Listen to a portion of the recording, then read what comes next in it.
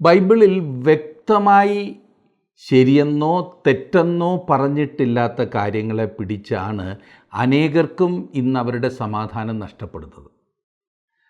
കാര്യസാധ്യത്തിന് വേർപിരിഞ്ഞു വേറെ സഭയുണ്ടാക്കി എന്ന് കഴിഞ്ഞാൽ ഏറ്റവും കൂടുതൽ സഭകൾ ഉണ്ടായിട്ടുള്ളത് ഈ സംശയനീയമായ കാര്യങ്ങളെ പിടിച്ചിട്ടാണ്. നമുക്ക് ആ കാര്യം ചിന്തിക്കാം.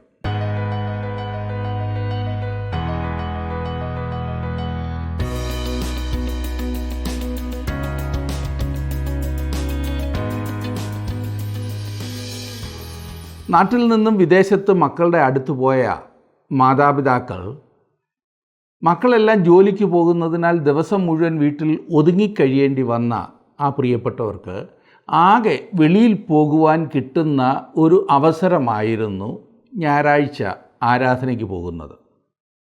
മക്കൾ പോയിരുന്നത് ആ നാട്ടിലെ ആളുകൾ കൂടുതൽ വരുന്ന ഇംഗ്ലീഷ് ആരാധനയിലായിരുന്നതിനാൽ അപ്പച്ചനെയും അമ്മച്ചിയെയും ആദ്യത്തെ ഞായറാഴ്ച അവിടെ തന്നെ കൊണ്ടുപോയി. എല്ലാം മനസ്സിലായില്ലെങ്കിലും ആരാധനയിൽ ഇരിക്കാമല്ലോ എന്നവർ കരുതി. അവിടെ ചെന്ന് ഈ പ്രിയപ്പെട്ടവർ ആകെ അസ്വസ്ഥരായി.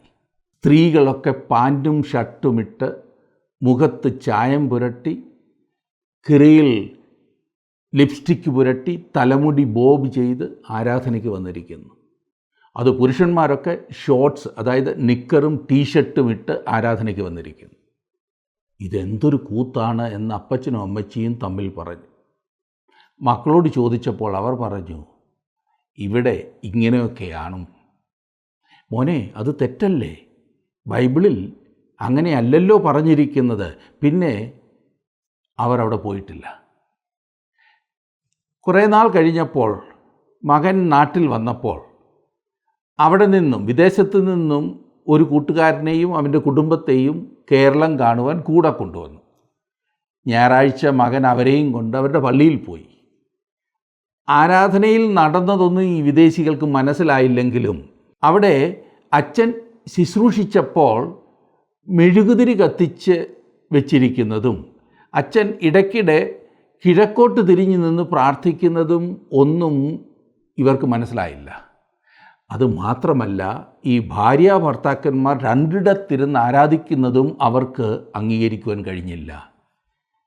അവരുടെ ചോദ്യം, ഇതൊക്കെ ബൈബിളിൽ പറഞ്ഞിരിക്കുന്ന സംഗതികളാകുന്നുവോ എന്നത്രേ. ഇവരിൽ ആരാണ് ശരി, ആരാണ് തെറ്റ്? നിങ്ങൾക്ക് നിങ്ങളുടേതായ അഭിപ്രായം കാണും. അത് വെച്ച് ഒരു വാദപ്രതിവാദത്തിനൊന്നും ഇപ്പോൾ മുതിരേണ്ടതില്ല. ഇവിടുത്തെ പ്രധാന പ്രശ്നം, ഇതിൽ ഒരു കൂട്ടർക്ക് തെറ്റെന്ന് തോന്നുന്നത് മറ്റേ കൂട്ടർക്ക് ശരി, മറ്റേ കൂട്ടർക്ക് ശരിയെന്ന് തോന്നുന്നത് ഇവിടെ ചിലർക്ക് തെറ്റ്. എല്ലാം ബൈബിളിൻ്റെ അടിസ്ഥാനത്തിൽ. ഇത് എന്നും നമ്മുടെ സമൂഹങ്ങളിൽ ഏറെ വിവാദങ്ങൾ ഉണ്ടാക്കുന്ന ഒരു വിഷയം തന്നെയാണ്. ചലച്ചിത്രം കാണാമോ, TV ഉപയോഗിക്കാമോ, സാമൂഹ്യ മാധ്യമങ്ങളിൽ നോക്കാൻ പറ്റുമോ, വസ്ത്രധാരണം, ഭക്ഷണ രീതികൾ, എന്തിനധികം കഴിഞ്ഞ ദിവസം ഒരു സുഹൃത്ത് തൻ്റെ പ്രസംഗത്തിൻ്റെ പ്രധാന പങ്ക് ഉപയോഗിച്ചത് വിദേശത്ത് അയാൾ പോയപ്പോൾ താമസിച്ച വീട്ടിൽ ഭാര്യ ഭർത്താവിനെ പേര് വിളിച്ചു എന്നുള്ളതായിരുന്നു. പലപ്പോഴും ഇതുപോലുള്ള കാര്യങ്ങൾ വളരെ ഗൗരവമായ വചനം പറയുവാനില്ലാത്തത് കൊണ്ടുണ്ടാകുന്ന തകരാറാകുന്നു എന്ന് ഞാനങ്ങ് സംശയിക്കുകയാണ്. കർത്താവുമായി വ്യക്തിപരമായ ബന്ധം ദൃഢമായിട്ടുള്ള ആളുകൾക്ക് എടുക്കേണ്ടതെന്തെന്നും വിടേണ്ടതെന്തെന്നും തീർച്ചയായും അറിവുണ്ടായിരിക്കും. അതില്ല എങ്കിൽ അവരെ കർത്താവുമായുള്ള ബന്ധത്തിൽ, അതെ, ആഴമായ ബന്ധത്തിലേക്ക് ആനയിക്കുക, അതാണ് വേണ്ടത്. അല്ലാതെ ഒരാൾക്ക് ശരിയെന്ന് തോന്നുന്നത് മറ്റൊരാൾക്ക് തെറ്റെന്ന് തോന്നുന്നത് പിടിച്ച് സമയം കളയുകയല്ല വേണ്ടത്. ക്രിസ്തീയ പെരുമാറ്റങ്ങളിൽ, സംശയനീയമായ വിഷയങ്ങളിൽ ഒരു ക്രിസ്തു ശിഷ്യൻ്റെ നിലപാട് എന്തായിരിക്കണം എന്നുള്ളതാണ് റോമാലേഖനം 14-ാം അധ്യായത്തിൽ നാം കണ്ടുകൊണ്ടിരിക്കുന്നത്. അനേകരുടെയും ഉറക്കം കെടുത്തുന്ന പല വിഷയങ്ങൾക്കുള്ള ഒന്നാന്തരം ഉത്തരം പൗലോസ് നമുക്കിവിടെ നൽകിത്തരുന്നു. ഇന്ന് ആ ഭാഗം പഠിക്കുമ്പോൾ നിങ്ങൾക്കും നിങ്ങളുടെ സംശയങ്ങൾക്ക് നിവാരണം ഉണ്ടാകും. തുറന്ന മനസ്സോടെ കേൾക്കണം എന്ന് മാത്രം. എടുത്താട്ടെ, റോമാലേഖനം 14-ാം അധ്യായം. ആദ്യത്തെ 5 വാക്യങ്ങൾ നമുക്ക് ഇന്ന് ആദ്യം പഠിക്കാം. അതിനുശേഷം ബാക്കിയുള്ള വാക്യങ്ങൾ പഠിക്കാം.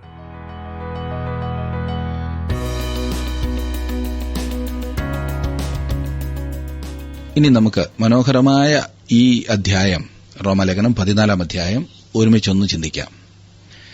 ഈ അധ്യായം ഒരു പുതിയ ഭാഗത്തേക്കാണ് നമ്മെ എത്തിച്ചിരിക്കുന്നത്. ഇവിടെ ഈ ലേഖനത്തിന്റെ അവസാന ഭാഗം ആരംഭിക്കുകയാണ്.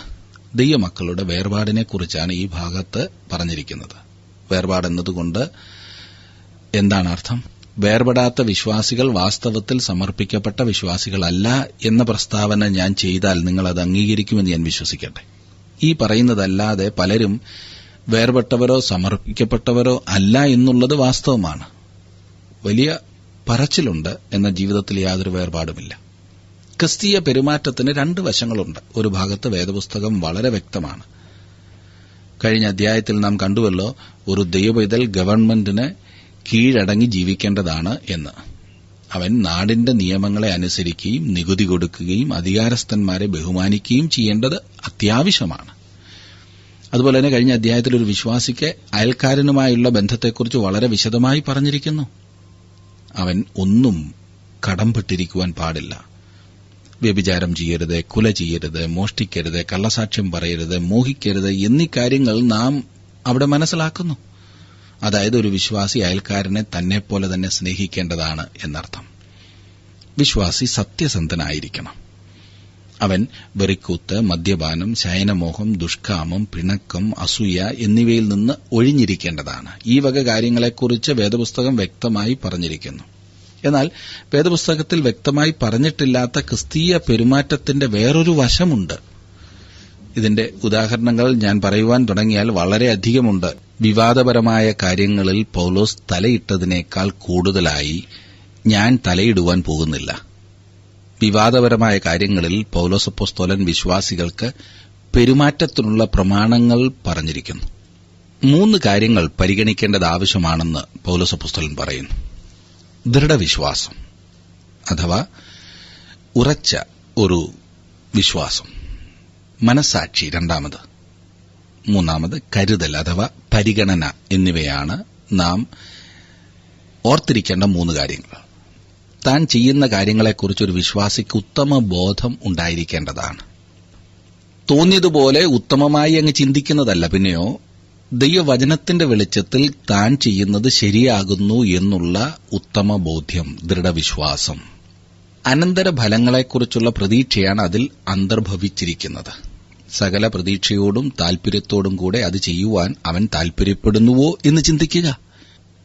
മനസ്സിൽ ചഞ്ചലിപ്പ് പാടില്ല. 2, മനസ്സാക്ഷിയുടെ കാര്യമാണ്. ഒരു കാര്യം ചെയ്ത ശേഷം പുറകോട്ട് തിരിഞ്ഞു നോക്കി ഞാനത് ചെയ്തത് ശരിയായിരുന്നുവോ അതോ തെറ്റായിപ്പോയോ എന്ന് ചിന്തിക്കാറുണ്ടോ? ഇത് ചെയ്തു പോയല്ലോ എന്ന് പറഞ്ഞ് തന്നെ വെറുക്കുന്നുണ്ടോ? 3 ചിന്തിക്കേണ്ടത് മറ്റുള്ളവരെക്കുറിച്ചുള്ള പരിഗണന അഥവാ കരുതലാണ്. ഞാൻ ചെയ്യുന്നതുകൊണ്ട് വേറെ ആളുകൾക്ക് എന്തെങ്കിലും ഹാനിയുണ്ടാകുന്നുണ്ടോ എന്ന് ചിന്തിക്കേണ്ടത് ആവശ്യമാണ്. നമ്മുടെ ക്രിസ്തീയ ജീവിതത്തിൽ പെരുമാറ്റത്തിനുള്ള 3 പ്രമാണങ്ങളായി ഇവയെ കാണാവുന്നതത്രേ. വിവാദപരമായ കാര്യങ്ങളിൽ അല്ലെങ്കിൽ സംശയാസ്പദമായ കാര്യങ്ങളിൽ ക്രിസ്തീയ പെരുമാറ്റത്തെ സംബന്ധിക്കുന്ന 2 അത്യന്തമായ ചിന്താഗതികൾ നമ്മുടെ ഈ കാലത്തുണ്ട്. അത് ഒരു വ്യക്തിക്ക് ക്രിസ്തീയ ജീവിതം നയിക്കുന്നതിനായി ഒരു കൃത്രിമമായ അന്തരീക്ഷമുണ്ടാക്കുകയും ചെയ്തു. അതിന്റെ ഫലമായി നമുക്ക് വിലക്ഷണരും അസാമാന്യരുമായ വിശ്വാസികളെയാണ് ഈ അത്യന്തമായ ചിന്താഗതികളിൽ കാണുവാൻ കഴിയുന്നത്. എക്സ്ട്രീം എന്ന് ഇംഗ്ലീഷിൽ പറയുമല്ലോ, അതാണ് അത്യന്തം എന്നതുകൊണ്ട് ഞാൻ അർത്ഥമാക്കിയത്. ഇതിൽ ഒരു ചിന്താഗതിക്ക് ലോകവുമായി ഒരു വ്യത്യാസവുമില്ല. തമ്മിൽ വേർപെടുത്തുന്ന ഒന്നുമില്ല. രക്ഷിക്കപ്പെടാത്ത ഒരുവന്റെ തനിപ്പകർപ്പാണ് ഈ ചിന്താഗതിക്കാരുടേതും. തങ്ങൾ മാനസാന്തരപ്പെട്ടു എന്ന് പറഞ്ഞിരിക്കുന്ന സമയത്തിനു മുൻപും പിൻപും തമ്മിൽ ഒരു വ്യത്യാസവുമില്ല. ലോകപരമായ സകല നേരം പോക്കുകളിലും അവർ ഇന്നുമുണ്ട്. ലോകത്തോടൊപ്പം അവർ എവിടെയും പോകുവാൻ തയ്യാറാകുന്നു. അവർ തങ്ങളുടെ സമയവും ആരോഗ്യവും ആത്മീയമായി പ്രയോജനമില്ലാത്ത കാര്യങ്ങളിൽ ചിലവഴിക്കുന്നു. ചില വേദഭാഗങ്ങൾ അവർക്ക് യാതൊരു അർത്ഥവുമില്ലാത്തതാണ്.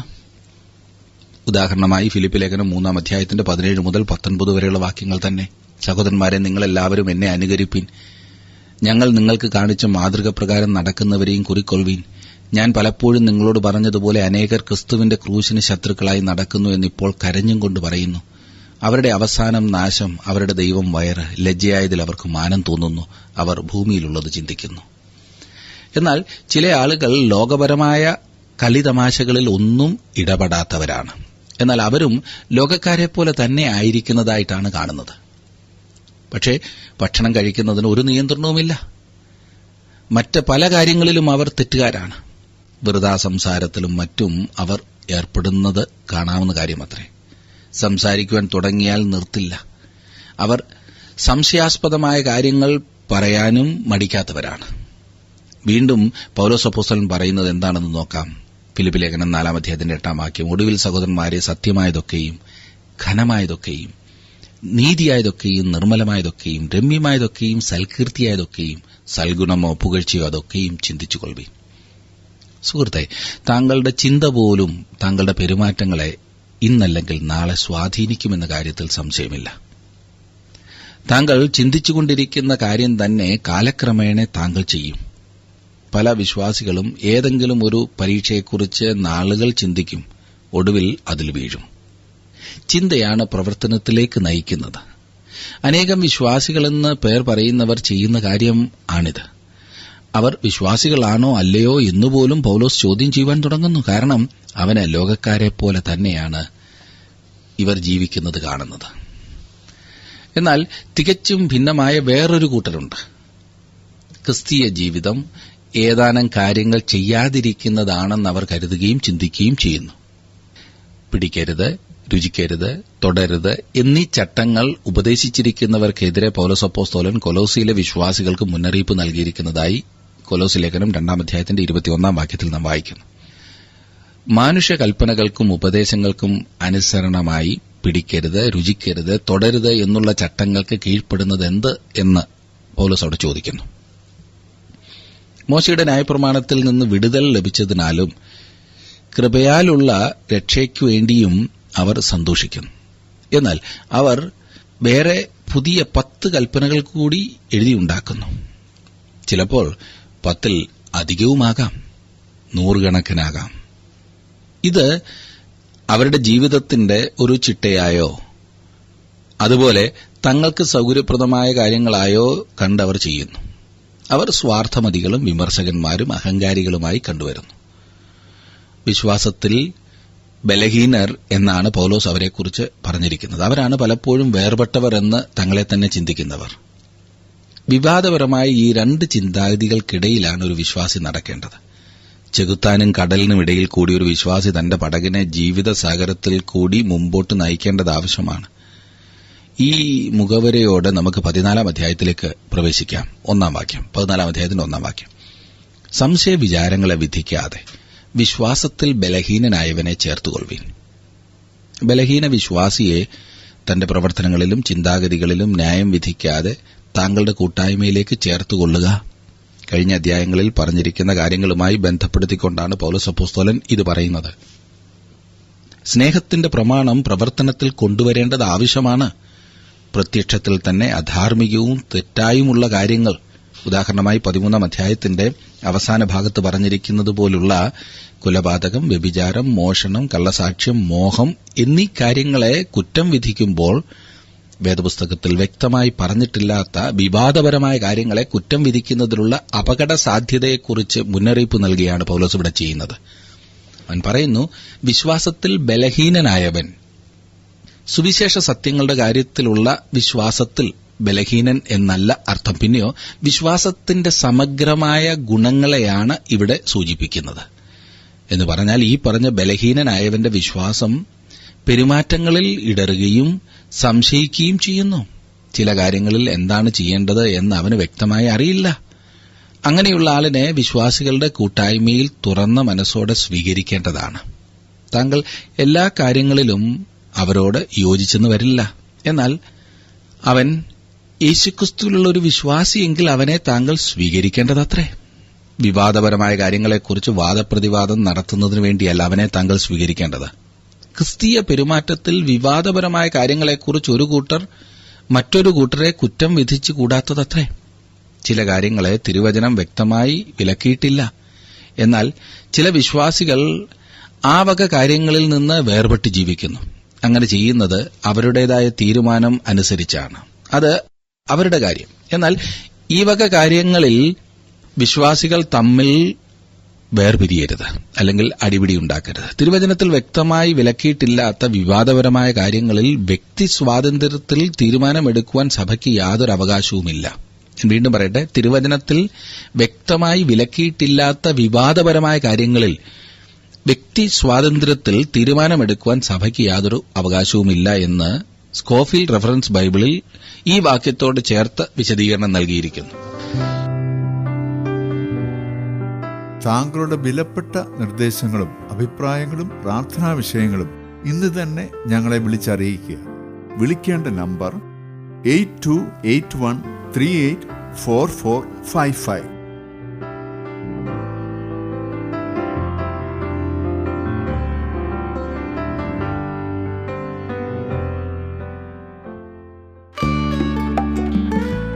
ഇന്നത്തെ പ്രോഗ്രാം താങ്കൾക്ക് ഇഷ്ടപ്പെട്ടുവോ? എങ്കിൽ ഉടൻ തന്നെ ഞങ്ങൾക്കൊരു മിസ് കോൾ തരിക. അടുത്ത വിജയി ഒരുപക്ഷെ താങ്കളായിരിക്കാം.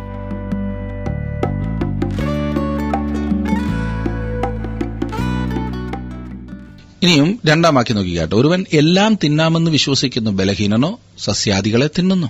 ഇത് ചില ആളുകൾക്ക് ഇഷ്ടപ്പെടാത്ത ഒരു വാക്യമാണ്. വിശ്വാസത്തിൽ ശക്തനായ വ്യക്തി എല്ലാം തിന്നുന്നവനാണ്, ബലഹീനൻ സസ്യഭുക്കാണ് എന്നാണ് പലരും പറയുന്നത്. ഉൽപ്പത്തി 9:3 പറഞ്ഞിരിക്കുന്നത് ഇപ്രകാരമാണ്: ഭൂചര ജന്തുക്കളൊക്കെയും നിങ്ങൾക്ക് ആഹാരമായിരിക്കട്ടെ, പച്ചസസ്യം പോലെ ഞാൻ സകലവും നിങ്ങൾക്ക് തന്നിരിക്കുന്നു. ജലപ്രളയത്തിന് ശേഷം സകല മാംസവും ഭക്ഷിപ്പാനായി ദൈവം നൽകി. ദൈവം ഇസ്രായേൽ ജാതിക്ക് ശുദ്ധിയുള്ളവയും അശുദ്ധവുമായ മൃഗങ്ങളെ വേർതിരിച്ച് നൽകിയിരുന്നു. എന്നാൽ ഒരു വിശ്വാസിക്ക് അത് ബാധകമല്ല എന്ന് മനസ്സിലാക്കുവാൻ കഴിയും. 1 കൊരിന്ത്യർ 8 വാക്യത്തിൽ നാം വായിക്കുന്നു: അവരുടെ മനസാക്ഷി ബലഹീനമാകിയാൽ മലിനമായിത്തീരുന്നു. എന്നാൽ ആഹാരം നമ്മെ ദൈവത്തോട് അടുപ്പിക്കുന്നില്ല. തിന്നാഞ്ഞാൽ നമുക്ക് നഷ്ടമില്ല, തിന്നാൽ ആദായവുമില്ല. യോപ്പയിൽ തോൽക്കൊല്ലനായ ശിമോന്റെ വീട്ടിൽ വെച്ച് പത്രോസിന് ഈ വിഷയത്തെക്കുറിച്ച് പ്രായോഗിക പാഠം നൽകിയതായി നാം കാണുന്നുണ്ട്. അപ്പോസ്തലപ്രവൃത്തികൾ 10:9-16 വരെയുള്ള വാക്യങ്ങൾ. അശുദ്ധമായത് യാതൊന്നും തിന്നിട്ടില്ല എന്ന കാര്യത്തിൽ പത്രോസ് ആത്മാഭിമാനമുള്ളവനായിരുന്നു. അവൻ വേർപെട്ടവനും അതിൽ അഭിമാനം കൊള്ളുന്നവനുമായിരുന്നു. പരിശുദ്ധാത്മാവ് അവനോട് ഇപ്രകാരം പറഞ്ഞു: ദൈവം ശുദ്ധീകരിച്ചതിനെ മലിനമെന്ന് നീ വിചാരിക്കരുത്. മനസാക്ഷിയിൽ യാതൊരു കുറ്റബോധവും ഉളവാകാതെ തന്നെ പൌലോസിന് മാംസം ഭക്ഷിക്കാമായിരുന്നു. എന്നാൽ പത്രോസിന് അതിനെക്കുറിച്ച് സംശയമുണ്ടായിരുന്നു. സസ്യാദികളെ മാത്രം തിന്നുന്ന പശ്ചാത്തലത്തിലുള്ള ബലഹീന വിശ്വാസികൾക്ക് മാംസം ഭക്ഷിക്കുന്നത് വിരോധമുളവാക്കുന്നതായിരുന്നു. ഇതിനെ സംബന്ധിച്ച് എന്താണ് പ്രമാണം? ഒരുത്തന് മാംസം ഭക്ഷിക്കാം, മറ്റൊരുവന് ഭക്ഷിച്ചുകൂടാ. പൗലോസ് അപ്പോസ്തലൻ പറയുന്നത് തന്നെ ശ്രദ്ധിക്കുക. 3 വാക്യത്തിൽ: തിന്നുന്നവൻ തിന്നാത്തവനെ ധിക്കരിക്കരുത്, തിന്നാത്തവൻ തിന്നുന്നവനെ വിധിക്കരുത്, ദൈവം അവനെ കൈക്കൊണ്ടിരിക്കുന്നുവല്ലോ. ഒരു കൂട്ടർ മറ്റൊരു കൂട്ടരെ വിധിക്കരുതെന്ന് ഇവിടെ മാംസം തിന്നുന്നതിനെ ഉദാഹരണമായി ചൂണ്ടിക്കാണിച്ചിരിക്കുകയാണ്. തിരുവചനത്തിൽ വ്യക്തമായി വിലക്കിയിട്ടില്ലാത്ത ഏതൊരു കാര്യവും ഇവിടെ യോജിക്കുന്നതത്രേ. താങ്കൾ മാംസം തിന്നരുത് എന്ന് വിശ്വസിക്കുന്നുവെങ്കിൽ താങ്കൾ മാംസം തിന്നുകൂടാ. എന്നാൽ മാംസം ഭക്ഷിക്കാമെന്ന് താങ്കൾ വിശ്വസിക്കുന്നുവെങ്കിൽ ഭക്ഷിക്കുക. നിങ്ങളുടെ ആരോഗ്യം മാത്രം നോക്കിയാൽ മതി കേട്ടോ. ഒരു പ്രായം കഴിഞ്ഞാൽ മാംസം അധികം ഭക്ഷിക്കുന്നത് കൂടുതൽ ദോഷമുണ്ടാക്കും എന്ന കാര്യം ഓർത്താൽ മതി. 4 വാക്യം: മറ്റൊരുത്തന്റെ ദാസനെ വിധിപ്പാൻ നീ ആർ? അവൻ നിൽക്കുന്നതോ വീഴുന്നതോ സ്വന്തം യജമാനനത്രേ. അവൻ നിൽക്കും താനും, അവനെ നിൽക്കുമാറാക്കുവാൻ കർത്താവിന് കഴിയുമല്ലോ. വേറൊരാളുടെ ദാസനെ വിധിപ്പാൻ നിനക്ക് എന്ത് അവകാശമാണുള്ളത് എന്നത്രേ പൗലോസ് അപ്പോസ്തലൻ ചോദിക്കുന്നത്. വിവാദപരമായ കാര്യങ്ങളിൽ, അതായത് ദൈവവചനം വ്യക്തമായി ഖണ്ഡിക്കാത്ത വേറൊരു വിശ്വാസിയുടെ പെരുമാറ്റത്തെ ന്യായം വിധിക്കുവാൻ വിശ്വാസിയായ സുഹൃത്തെ താങ്കൾക്ക് എന്ത് അവകാശമാണുള്ളത്? താങ്കൾ ദൈവമാണോ? ആ വ്യക്തി താങ്കൾക്ക് കണക്ക് ബോധിപ്പിക്കേണ്ടവനല്ല എന്നോർക്കണം. അവൻ ദൈവത്തിനാണ് കണക്ക് ബോധിപ്പിക്കേണ്ടത്. അവൻ തന്റെ യജമാനന്റെ മുമ്പാകെയാണ് നിൽക്കുവാൻ പോകുന്നത് എന്നത്രേ പൗലോസ് അപ്പോസ്തലൻ പറയുന്നത്. ഓരോ വ്യക്തിയും യേശുക്രിസ്തുവിനോട് ഉത്തരവാദിത്തപ്പെട്ടവനാണ്, കണക്ക് കൊടുക്കേണ്ടവനാണ്. അവനാണ് നമ്മുടെ യജമാനൻ. തുടർന്ന് 1-ാമത്തെ വലിയ തത്വം അഥവാ പ്രമാണം പൗലോസ് അപ്പോസ്തലൻ നൽകുന്നു. ഞാൻ അതൊന്ന് പറഞ്ഞിട്ട് ഇന്നത്തെ പഠനം അവസാനിപ്പിക്കാം. അത് ദൃഢവിശ്വാസം അല്ലെങ്കിൽ മനസ്സിൽ ഉറപ്പായ ബോധം. 5-ാം വാക്യം, ഒരുവൻ ഒരു ദിവസത്തെക്കാൾ മറ്റൊരു ദിവസത്തെ മാനിക്കുന്നു, വേറൊരുവൻ സകല ദിവസങ്ങളെയും മാനിക്കുന്നു. ഓരോരുത്തൻ താൻ താന്റെ മനസ്സിൽ ഉറച്ചിരിക്കട്ടെ. മനസ്സിൽ ഉറച്ചിരിക്കട്ടെ. അങ്ങനെ പറഞ്ഞാൽ പൂർണ്ണമായ ഉറച്ച വിശ്വാസം എന്നാണ് അർത്ഥം. താങ്കളുടെ മനസ്സിൽ നിശ്ചയമുണ്ടായിരിക്കുക. ഇവിടെ പൗലോസ് അപ്പോസ്തലൻ ആഹാരകാര്യങ്ങളിൽ നിന്ന് ദിവസത്തെക്കുറിച്ചുള്ള ഉദാഹരണത്തിലേക്ക് കടക്കുന്നു. കർത്തൃദിവസം മറ്റൊന്നാണെന്ന് ചില ആളുകൾ നിർബന്ധം പിടിക്കുന്നു. ചിലർ ഞായറാഴ്ച കർത്തൃദിവസമായി ആചരിക്കുന്നു. വേറെ ചിലർ ശനിയാഴ്ച ദിവസത്തെയാണ് കർത്തൃദിവസമായി അംഗീകരിക്കുന്നത്. ഓർക്കണം, ദിവസത്തിലല്ല വ്യത്യാസമുണ്ടായിരിക്കേണ്ടത്, വിശ്വാസിയിലാണ്, ഒരു ദൈവവൈതലിൽ. ഏത് പ്രത്യേക ദിവസം എന്നതല്ല പ്രധാനപ്പെട്ട സംഗതി. പൗലോസ് അപ്പോസ്തലൻ ഇപ്രകാരം പറഞ്ഞിരിക്കുന്നു, അതുകൊണ്ട് ഭക്ഷണപാനങ്ങൾ സംബന്ധിച്ചോ പെരുന്നാൾ, വാവ്, ശബത്ത് എന്നീ കാര്യത്തിലോ ആരും നിങ്ങളെ വിധിക്കരുതെന്ന്. കൊലോസ്യർ 2:16. ഏത് ദിവസമാണ് ആചരിക്കേണ്ടത് എന്ന് നിർബന്ധം പിടിക്കുന്നതിനേക്കാൾ ഓരോ വ്യക്തിയും കർത്താവായ യേശുവിനോട് ഉത്തരവാദിത്തപ്പെട്ടവനാകുന്നു എന്ന കാര്യം മനസ്സിലാക്കുകയാണ് വേണ്ടത്. അവനാണ് നമ്മുടെ യജമാനൻ. ഞായറാഴ്ച വളരെ ഭയഭക്തിയോടെ സൂക്ഷിക്കുന്ന ചിലരെ എനിക്കറിയാം. നല്ല കാര്യമാകട്ടോ. ഞായറാഴ്ച പള്ളിയിലെ കാര്യങ്ങളല്ലാതെ മറ്റൊന്നും ചെയ്യരുതെന്ന് അവർ ശഠിക്കുന്നു. അത് വലിയ തെറ്റാകുന്നു എന്നവർ സമർത്ഥിക്കുവാൻ വളരെയധികം പാടുപെടുന്നുണ്ട്. പ്രത്യേകിച്ചും ഞായറാഴ്ച യാത്ര ചെയ്യുക, എന്തെങ്കിലും ചെറിയ പണി ചെയ്യുക. നല്ല ചിട്ടയുള്ളൊരു ജീവിതം തന്നെ ആകാം അത്. എന്നാൽ അങ്ങനെ ചിന്തിക്കുന്നവരോട് എനിക്ക് ബഹുമാനമേ ഉള്ളൂ എന്ന് പറയുമ്പോൾ തന്നെ എന്റെ കാര്യം പറഞ്ഞാൽ ചില ഞായറാഴ്ചകളിൽ എനിക്ക് വളരെയധികം യാത്ര ചെയ്യേണ്ടതായിട്ടുണ്ട്. ഒന്നുകിൽ ഒരു സ്ഥലത്ത് ആരാധനയ്ക്കെത്തുവാൻ, അല്ലെങ്കിൽ ആരാധന കഴിഞ്ഞ് തിരികെ വരുവാൻ, അങ്ങനെ എന്തെങ്കിലുമൊക്കെ യാത്ര. അതെന്നെ ഒട്ടും തന്നെ ചിന്താക്കുഴപ്പത്തിലാക്കാറില്ല. ഞാൻ മോശമായതുകൊണ്ടായിരിക്കാമല്ലേ? എന്നാൽ അതാണ് വാസ്തവം. ചിലപ്പോൾ ഞായറാഴ്ച യാത്ര ചെയ്യേണ്ടത് അത്യാവശ്യമായി വരുന്നു. അന്ന് വിരുന്നു പോകുന്ന കാര്യമല്ല ഞാൻ പറഞ്ഞത്. ചിലർക്ക് ഞായറാഴ്ച മാത്രമേ സകല പണിയും ചെയ്യുവാൻ സമയം കിട്ടൂ. അത് ശരിയാണോ തെറ്റാണോ എന്നോട് ചോദിച്ചാൽ ഞാൻ പറയാം, തെറ്റാണ്. ഞായറാഴ്ച യാത്ര ചെയ്യരുത്, മറ്റൊന്നും ചെയ്യരുതെന്ന് ചിന്തിക്കുന്ന പ്രിയപ്പെട്ടവർ തീർച്ചയായും അത് ചെയ്യരുത്. എന്തെങ്കിലും ചെയ്തിട്ട് അതിനെ ന്യായീകരിക്കുകയും അരുത്. ചില സ്ഥലങ്ങളിൽ വ്യാഴാഴ്ചയും മറ്റ് ചില സ്ഥലങ്ങളിൽ വെള്ളിയാഴ്ചയുമാണ് ആരാധനയ്ക്ക് സമയം ലഭിക്കുന്നത്. ഞായറാഴ്ച അവർക്ക് ജോലിക്ക് പോകണം. അങ്ങനെയുള്ളവരെ കുറ്റം പറയാതിരിക്കുവാൻ ശ്രദ്ധിക്കുക. അവർ ചെയ്യുന്നത് ആത്മാർത്ഥതയോടെയാകുവാൻ പ്രാർത്ഥിക്കുക. പൗലോസ് പറയുന്നത്, എന്തു ചെയ്താലും ഓരോരുത്തൻ താൻ താന്റെ മനസ്സിൽ ഉറച്ചിരിക്കട്ടെ എന്നാകുന്നു. എന്ന് പറഞ്ഞാൽ ഞാൻ ചെയ്യുന്നതാകുന്നു ശരിയായ കാര്യം എന്ന ബോധം, അല്ലെങ്കിൽ ഞാൻ ശരി മാത്രമേ ചെയ്യൂ എന്ന ചിന്ത. തെറ്റ് ചെയ്തിട്ട് അങ്ങനെ ചിന്തിക്കണമെന്നല്ല ഇവിടെ നാം സംസാരിക്കുന്നത്. ക്രിസ്തീയ പെരുമാറ്റങ്ങളിലെ സംശയാസ്പദമായ കാര്യങ്ങളെക്കുറിച്ചാണ്. ദൈവവചനത്തിൽ തെറ്റാകുന്നു എന്ന് വ്യക്തമാക്കിയിരിക്കുന്നതിനെ ന്യായീകരിക്കേണ്ടതില്ല കേട്ടോ. പൗലോസ് അപ്പോസ്തലൻ പറയുന്നത്, നാം എന്തു ചെയ്താലും അത് ശരിയാകുന്നു എന്ന് മനസ്സിൽ പൂർണ്ണ ഉറപ്പുണ്ടായിരിക്കണം. തെറ്റിനെ ശരിയാക്കുകയല്ല. പിന്നെയോ ഞാൻ ചെയ്തത് ദൈവവചനപ്രകാരം ശരിയാകുന്നു എന്നെനിക്ക് ഉറപ്പുണ്ട്, നിശ്ചയമുണ്ട്. ആ ബോധം എനിക്കുണ്ട്. അതുണ്ട് എങ്കിൽ എനിക്ക് ഇതുപോലുള്ള സാഹചര്യങ്ങളെ അതിജീവിക്കുവാനായി കരുത്ത് ലഭിക്കും. എന്നെ ശ്രദ്ധിക്കുന്ന പ്രിയ സുഹൃത്തെ, താങ്കളുടെ ജീവിതത്തിൽ ചെയ്യുന്ന ഓരോ കാര്യങ്ങളും ദൈവവചനപ്രകാരമാകുന്നു എന്നുള്ള ഉറപ്പുണ്ടോ? ആ ഉറപ്പിനായി പ്രാർത്ഥിക്കാം. നിങ്ങൾ ചെയ്യുന്ന കാര്യങ്ങൾ ദൈവഹിതപ്രകാരമുള്ളതാകുന്നുവോ എന്ന് ഉറപ്പുണ്ടോ? ആവശ്യമില്ലാത്തതിൽ അസ്വസ്ഥരാകാതെ ആവശ്യമുള്ളതിനെ മുറുകെ പിടിച്ച് ദൈവഹിതം പ്രവർത്തിച്ചാട്ടെ. ഇന്നത്തെ ഈ പ്രോഗ്രാം ശ്രദ്ധിക്കുവാൻ നിങ്ങൾ കാണിച്ച താല്പര്യത്തിന് പ്രത്യേകം നന്ദി. ഞങ്ങളോടൊപ്പം നിങ്ങൾ ചെലവഴിക്കുന്ന സമയം തീർച്ചയായും ദൈവത്തിൻ്റെ വചനം നിങ്ങൾക്ക് കൂടുതൽ മനസ്സിലാകുവാൻ സഹായകമാകുന്നുണ്ട് എന്ന് ഞാൻ വിശ്വസിക്കട്ടെ. ഈ പഠനം നിങ്ങൾ മറ്റുള്ളവരെ കൂടി പരിചയപ്പെടുത്തുക. ഞങ്ങളുമായി ബന്ധപ്പെടുവാൻ മറക്കരുത്. ഇന്നത്തെ പഠനം നിങ്ങൾക്ക് പ്രയോജനകരമായി എന്ന് ഞാൻ വീണ്ടും ആശിക്കുന്നു. ദൈവം നിങ്ങളെ സമൃദ്ധിയായിട്ട് അനുഗ്രഹിക്കട്ടെ. നമുക്ക് വേറൊരു വിഷയവുമായി അടുത്ത ക്ലാസ്സിൽ കാണാം. TWR ജീവസന്ദേശം ബൈബിൾ പഠനങ്ങൾ അടങ്ങിയ മീഡിയ പ്ലെയർ ലഭ്യമാണ്. ഇത് ആവശ്യമുള്ളവർ സ്ക്രീനിൽ കാണുന്ന നമ്പറുകളിൽ ഞങ്ങളുമായി ബന്ധപ്പെടുക.